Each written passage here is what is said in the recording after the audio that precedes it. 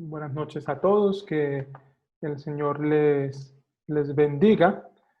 Y pues es un gusto poder compartir con ustedes en este tiempo. Y vamos a, como decía la pastora, a trabajar en torno al texto de Deuteronomio. Entonces vamos a estar ahí en Deuteronomio.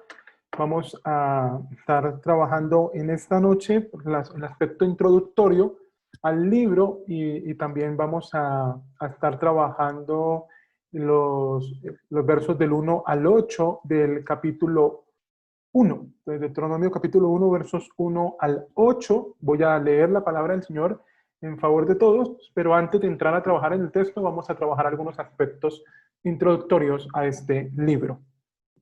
Estas son las palabras que habló Moisés a todo Israel al otro lado del Jordán, en el desierto, en el Arabá, frente a Suf, entre Parán, Tofel, Labán, Haserot y Dizahab.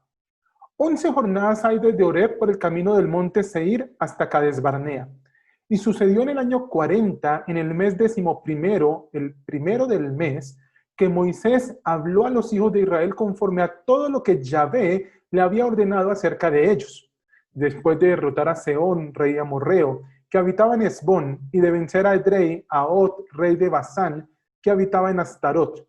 Allende el Jordán, pues en tierra de Moab, se encargó Moisés de inculcar esta ley, diciendo: Yahvé nuestro Dios nos habló en Horeb diciendo: bastante tiempo habéis permanecido en este monte.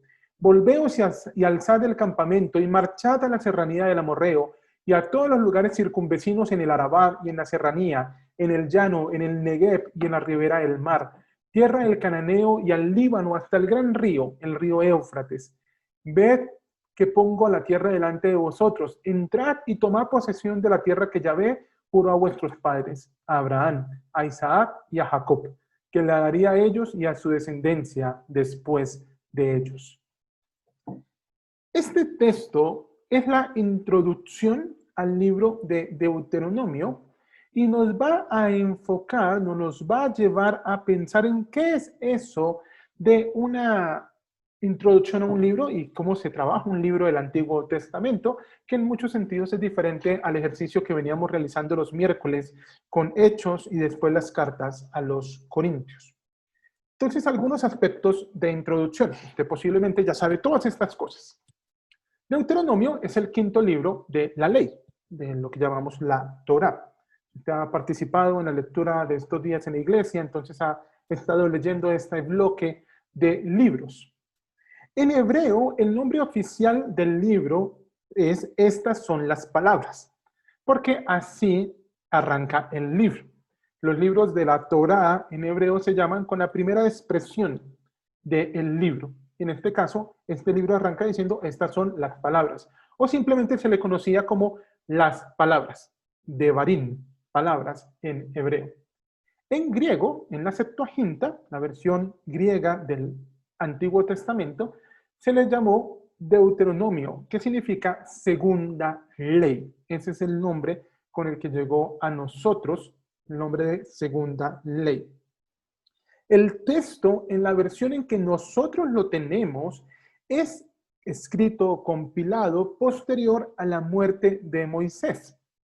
Pero resulta que este texto está compuesto, exceptuando el párrafo inicial y el párrafo final, por 4 discursos, 4 sermones que da Moisés en la llanura de Moab al pueblo de Israel. Pero si ustedes notan el encabezado, el primer párrafo del libro, él ubica, ¿sí?, estas son las palabras que habló Moisés a todo Israel al otro lado del Jordán, ¿sí? Es decir, se ubica desde dentro de la tierra prometida, diciendo, es que esto fue lo que nos dijeron cuando estábamos al otro lado, y como usted recordará, Moisés no entró a la tierra prometida. Y al final del libro, el último bloque del libro de Deuteronomio, se nos relata la muerte de Moisés, que evidentemente no escribió él, nos relató su propia muerte, pero el contenido como tal del libro está basado en los sermones que dio Moisés. Entonces nosotros decimos, este es parte de los libros que escribió Moisés, pero teniendo en cuenta esta salvedad. Ahora, este libro narra completo la ley que se debe guardar para ser pueblo de Dios. ¿Sí? Lo que se entendía en el Antiguo Testamento como ser pueblo de Dios es lo que ahora nos cuenta este libro de Deuteronomio. Y es la base para comprender el bloque de libros entre Josué a Reyes, al segundo libro de Reyes, y los profetas bíblicos. Si usted lee, por ejemplo, los Reyes y fulanito de tal hizo lo bueno a los ojos de Dios, sutanito hizo lo malo a los ojos de Dios. ¿Según qué? Según Deuteronomio. Según lo que Deuteronomio estaba diciendo es que se hacía lo bueno o lo malo en el Antiguo Testamento. Cuando los profetas hablaban y denunciaban el pecado del pueblo, lo hacían según Deuteronomio. Es que en Deuteronomio se dijo esto, en la ley se dijo y ustedes no lo han cumplido. Y esta es una razón suficiente entonces para que uno estudie el libro de Deuteronomio. Es un proceso un poco extenso, si estamos hablando, vamos a estar estudiando, si el Señor lo permite, nos da licencia para eso, 34 capítulos, y esto vamos a ir con calma porque la idea es poder aprender de ellos. En pantalla ustedes ven ahí un par de aritos, un par de torticas ahí. Estas son para que nos ubiquemos, ¿sí? Dice el texto que esto sucedió en el año 40, en el mes 11º, el primer día del mes. Es la única referencia de fecha que tenemos de este libro. Para nosotros, el día primero del mes 11º sería el 1 de noviembre. Pero resulta que el calendario judío es diferente al nuestro, ¿sí? Entonces, para ellos, el año inicia en el mes de Nisan. Está ahí en azul como oscurito. Si ustedes ven, es en la época donde sucedía la Pascua y la fiesta del pan sin levadura y se hacían las primicias, que corresponde hacia el final de nuestro marzo y gran parte de abril. Ese sería el primer mes del año como se relata en el calendario judío bíblico. Resulta que los judíos, aparte de tener un calendario diferente al nuestro, tienen dos calendarios, el religioso y el civil. El religioso arranca en el mes de Nisan y el civil arranca en el mes de Tisri, que está al otro lado de la gráfica, ahí donde está la fiesta de los tabernáculos del día de la expiación, que corresponde a nuestro septiembre y más o menos octubre. Entonces, en este momento, el texto está diciéndonos que ocurre en el mes de Sheva. ¿Sí? Está ahí como en naranja, hacia el lado izquierdo de la imagen, el Sheva. En ese mes, cuando inicia ese mes, es que ocurre este evento, es decir, hacia finales de lo que sería enero para nosotros. Y pusimos ahí el hoy ellos estarían en finales de Tamuz, y nosotros estamos a mediados de julio, simplemente como un elemento de ubicación. Tienen un calendario diferente, funcionan diferente y eso a veces lo ayuda a uno a confundirse un poquito o a desconfundirse, dependiendo de cómo usted se organice. También, si ustedes pueden ver ahí en el mapa, este es la parte del Sinaí. Si ustedes miran hacia el final, hacia el centro de la imagen, está el monte Sinaí, pequeñito, donde se da la ley. Hacia el lado izquierdo se alcanza a ver Ramases, Zoán, eso es Egipto.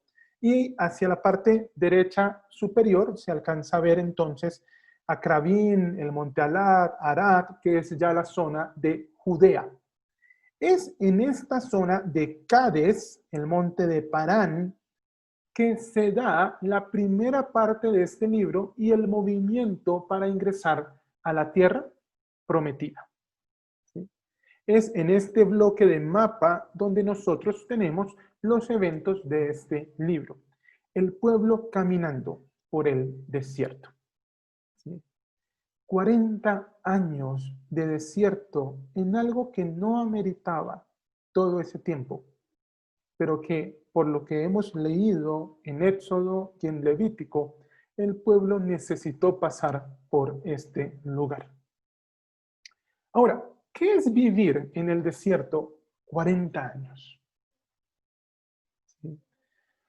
Yo estoy próximo a cumplir 36 años, entonces todavía ni siquiera logro imaginarme qué es vivir 40 años. Pero imagínese usted 40 años en el desierto, 40 años viviendo de un lado para otro. Eso estaba Israel, así estaba. ¿Qué se suponía debían aprender en el desierto ellos? Porque ellos salen de Egipto, y si usted recuerda el relato en Éxodo, se dice que salen de Egipto con mano poderosa, con demostración del poder y de la gloria de Dios. Y entre Éxodo y Deuteronomio, el resto de la escritura también, pero entre Éxodo y Deuteronomio, cada vez que el pueblo tiene la ocasión de pecar, peca. Cada vez que él tiene la ocasión de enojar a Dios, lo hace enojar. Yo me dice, pero ¿por qué? ¿Qué se supone ellos debían aprender que no lo hicieron? ¿Qué pasó en los israelitas entre la estadía de Egipto y la llegada a la tierra prometida? Uno se imagina que 40 años en el desierto iban a convertir a Israel en ese reino de sacerdotes, esa nación santa que es descrita en Éxodo capítulo 19. Pero Éxodo y Números nos muestran que Israel no caminó así. No se volvió esa nación. Y entonces, antes de entrar a la tierra prometida, tienen que escuchar nuevamente la ley.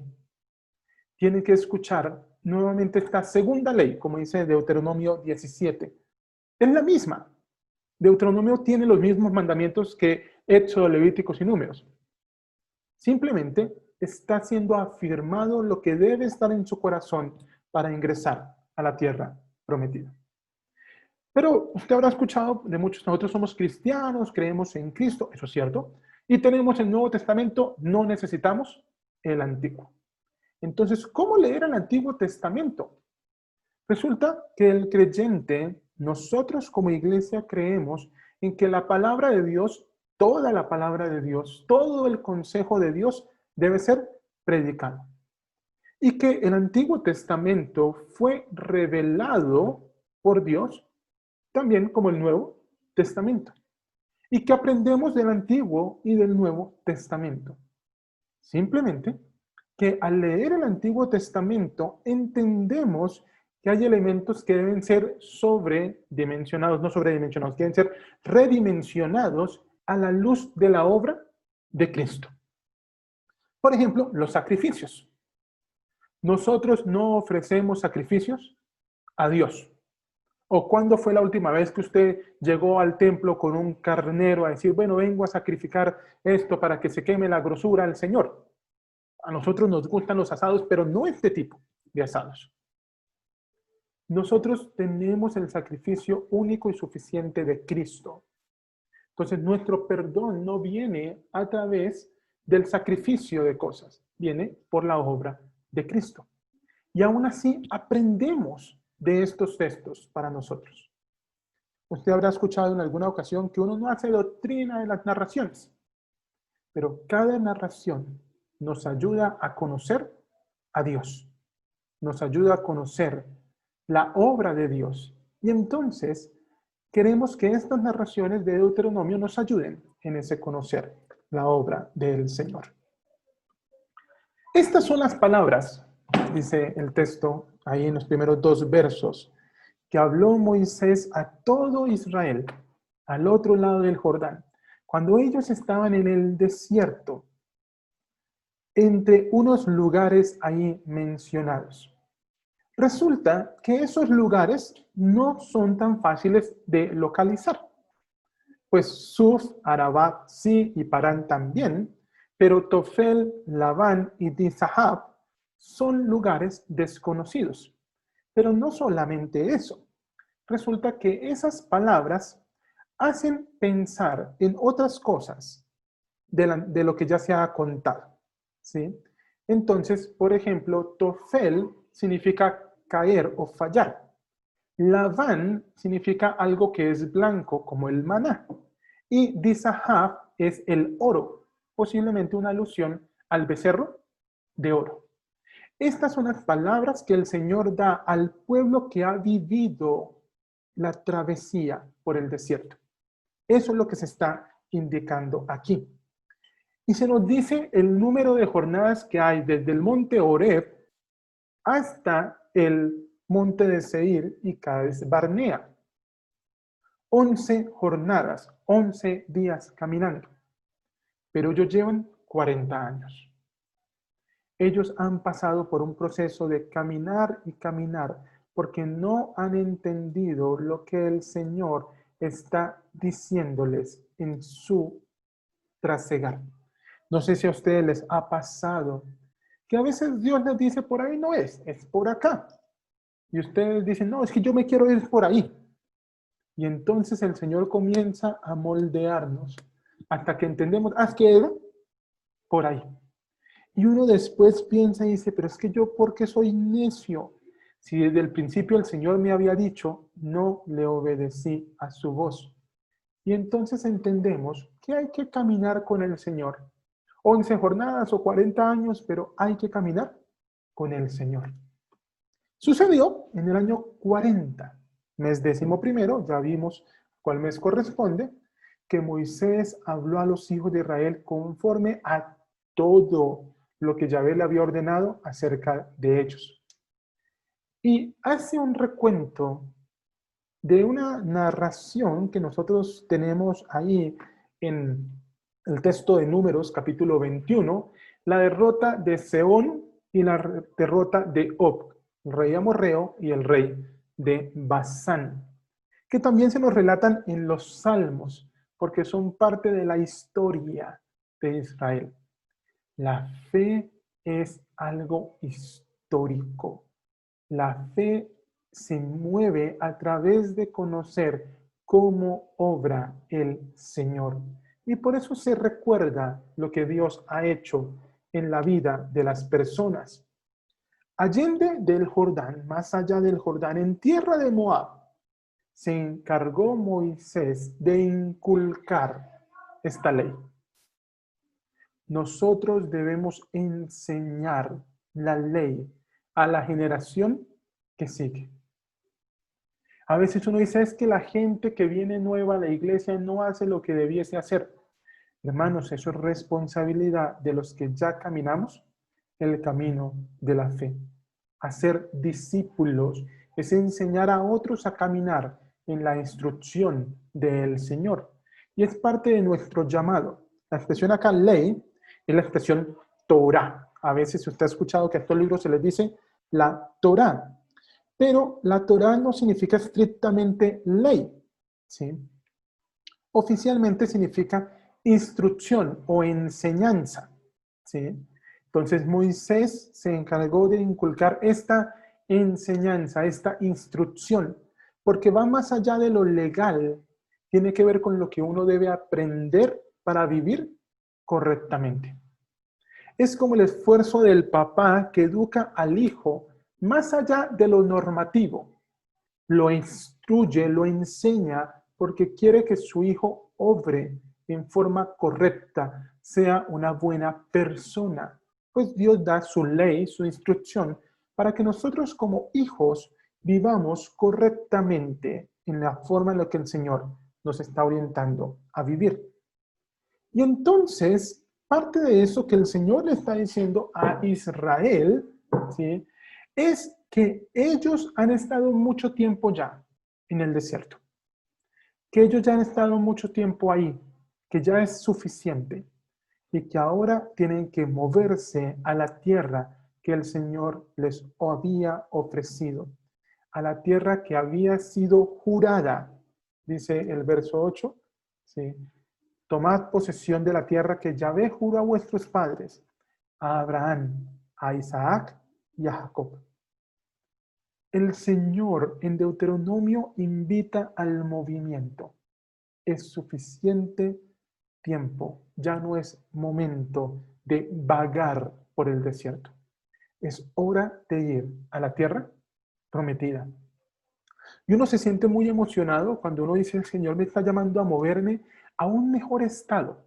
El Señor me está llamando a ir a la tierra que Él nos ha prometido. y damos gloria a Dios por eso. Pero resulta que ese mover del Señor es ir a donde Él me mandó, pero obedeciendo su ley. Ir a la tierra que Él quiere darme, al espacio que Él quiere darme, pero sometidos a la palabra suya. No se trata de entrar a la tierra prometida por entrar. Se trata de entrar bajo la instrucción del Señor. Y de eso va a tratar todo el libro, que es vivir bajo la instrucción del Señor. Entonces, ¿cómo pensamos nosotros o cómo debemos entender nosotros los aspectos de este libro? ¿Sí? 4 elementos que me gustaría que pudiésemos reflexionar y que van a ser derrotero para lo que viene, Dios mediante, en estas semanas. Lo primero, comprender la fe como algo histórico y algo relacional. Si nosotros preguntamos, ¿qué es la fe? Usted va a pensar en Hebreos 11:1. ¿Es pues la fe la certeza de lo que se espera, la convicción de lo que no se ve? Y si lo piensa gráficamente, usted se puede imaginar la fe como ese arrojarse al vacío. Pero yo quisiera pensar en eso más allá de esa forma. No centrarnos en lo que se espera y lo que no se ve, sino centrarnos en la certeza y en la convicción. Cuando usted y yo oramos a Dios y decimos es que Dios me va a responder, no lo hacemos en el vacío. No es que, ay, yo voy a orar por si de pronto Dios me responde. No. Nosotros oramos y estamos convencidos de la respuesta de Dios porque le hemos visto obrar en la historia, en nuestra historia, en la historia de la iglesia. Cuando usted lee la escritura y ve que Dios sana en forma milagrosa, entonces ora pidiendo sanidad milagrosa. Cuando usted lee la escritura y ve que Dios provee en forma sobrenatural, usted ora pidiendo provisión sobrenatural. Es el saber que Dios obra lo que nos permite tener fe en que lo va a seguir haciendo. Por eso menciono la fe como algo histórico. En la escritura muchas veces se le dice a Israel, Dios es el Dios de Abraham, de Isaac y de Jacob. ¿Sí? Y Jesús dice que eso es porque Dios es Dios de vivos, porque Dios hace historia con su pueblo. Pero no solamente es algo histórico, la fe debe ser algo relacional. ¿Sí? Ustedes han leído Habacuc, mas el justo por la fe vivirá.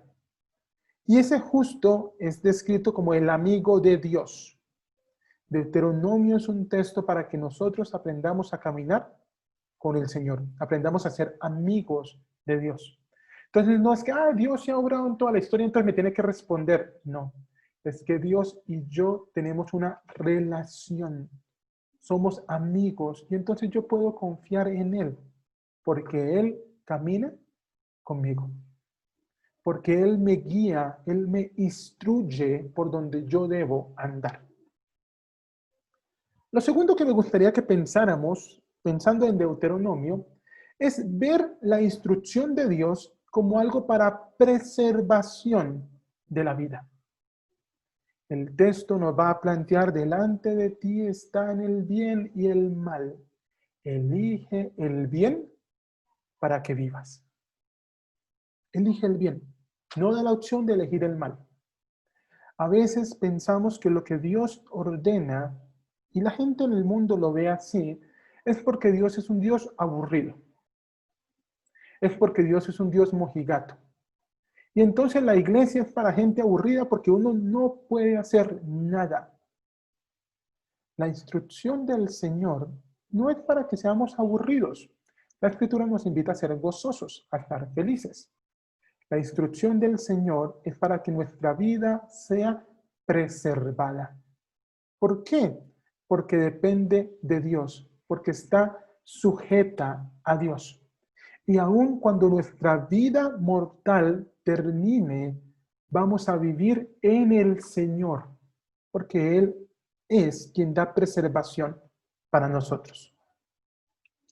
Lo tercero que me gustaría que pensáramos para hoy y para el resto de veces que usted lea el Antiguo Testamento es cómo entendemos este libro a la luz de Jesús.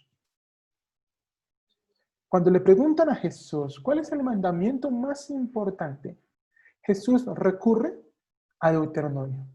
Amarás al Señor tu Dios con todo tu corazón. Cuando Satanás tienta a Jesús, Jesús responde a partir de Deuteronomio, el bloque del 4 al 8, capítulos 4 al 8. Cuando Jesús anima a sus discípulos a vivir, a amar al prójimo, lo hace a la luz de Deuteronomio. Entonces, nosotros debemos aprender de este libro, porque si fue importante para el testimonio de Jesús y para la vida de Jesús, lo es para nuestro desarrollo como cristianos. Ahora, esta es la historia de Israel. Y el cuarto aspecto es, ¿qué tiene que ver esta historia para nosotros? O sea, ¿cómo voy yo ahí si yo no soy del pueblo de Israel? La forma en la que este texto tiene que ver con nosotros es poder pensar en cómo el Señor ha obrado con su pueblo. No somos Israel, pero sí somos pueblo de Dios. Esta es nuestra historia, porque esto que el Señor le cuenta al pueblo en Deuteronomio, para que sepan caminar con Él, nos lo dice a nosotros ahora, para que nosotros sepamos cómo caminar con Él. Entonces, este texto es una invitación. Camine con el Señor. Yo anhelo que estas semanas que vienen, el Señor nos permita ir conociéndole poco a poco a la luz del texto de Deuteronomio, para que podamos caminar con Él y para que esta instrucción de vida, esta ley, sea inculcada en nuestros corazones. Oremos. Señor, yo te doy gracias, Padre, por tu palabra. Gracias por tu bendición. Te ruego, Señor, que prepares nuestros corazones día a día para conocerte más, para seguir tu instrucción, tu ley, para amarte con todo nuestro corazón y servirte porque caminamos contigo. Ayúdanos, Señor, a perseverar.